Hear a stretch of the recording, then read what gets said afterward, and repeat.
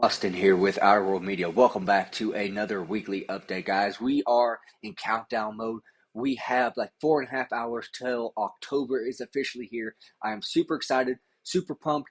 Been working on my spooky season watch and whatnot. What I plan on watching, I've been getting some recommendations from you guys, so taking that into account, and whatnot. But I'm going to save that for a little bit later on in the video. I want to talk about books, just in case spooky season isn't your thing. I know there's some people that follow the channel that's not really their thing.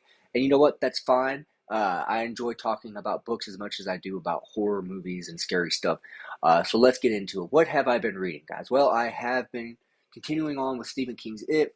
Not much of an update. If you watched my monthly TBR, I kind of talked about that a little bit in there. Again, just kind of taking my time with this. I mean, that's really all I could say. I am enjoying it, seeing how each kid came to interact with Pennywise on their own and whatnot. I feel like we were getting close to the part where they're going to kind of band together. So I am looking forward to that. And I'm going to be continuing on with this.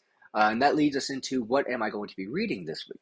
Well, I did pick up The Tarnished Star by Lewis B. Patton. About 30 something pages into this. This is like a 130-page book, so about 100 pages left. What I will say, being 30 pages in, this book is a first edition from like 1963, like July of 1963 is what it says in there. Being 30 pages in, let me kind of set the scene for you guys on what's happening in this book. We have this character, Martin Kelso, who has been kind of, roaming around the last couple years, and he, has just been kind of trying to find, his spot in the world and what he wants to do. He receives this letter from his father saying, "Hey, your mother has passed," and he looks at the dated the date on the letter that he receives, or postcard, and it is from 6 months ago.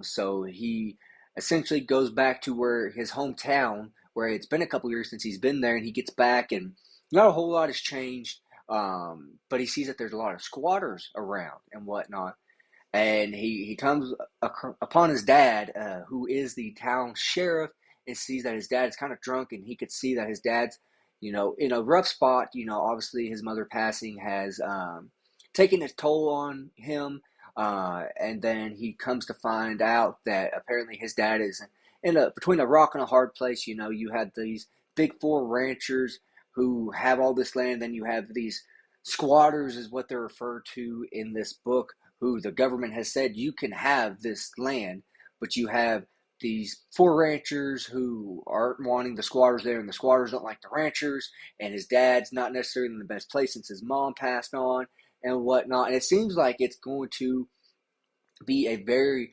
very, what's the word I'm looking for here? I can't think of it. Action-packed book, I guess. I mean, there's already been one fight, fist fight in town.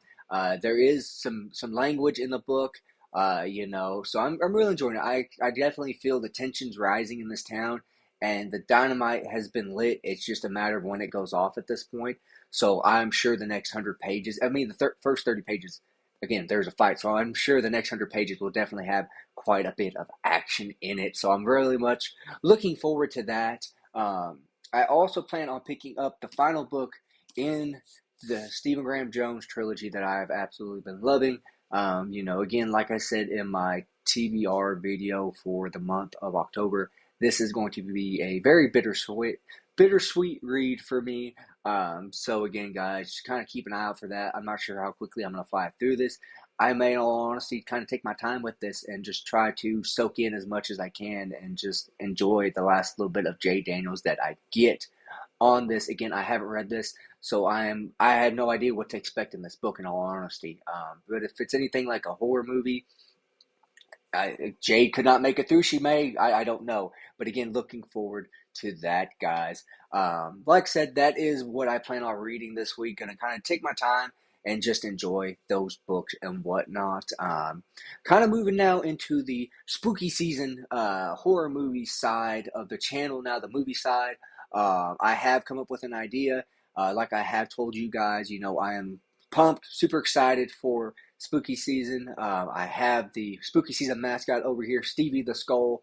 Um, I've kind of been thinking on a way to incorporate you guys into this because, again, I realize and I understand that, spooky season isn't for everybody, and a lot of people don't necessarily care for spooky season. And that's fine. I have nothing against anybody that's the way that's, doesn't really care about spooky season, to each their own. But for those of you guys who are interested and kind of what I'm going to watch and whatnot, I figured out a way that I can incorporate you guys into it in case you guys want to kind of do like a feel like you're watching the movie with me, if you will. What I'm going to do every morning, I am going to figure out the night before what I want to watch the next day, and then I'm going to get up in the morning and I'm going to do a YouTube short.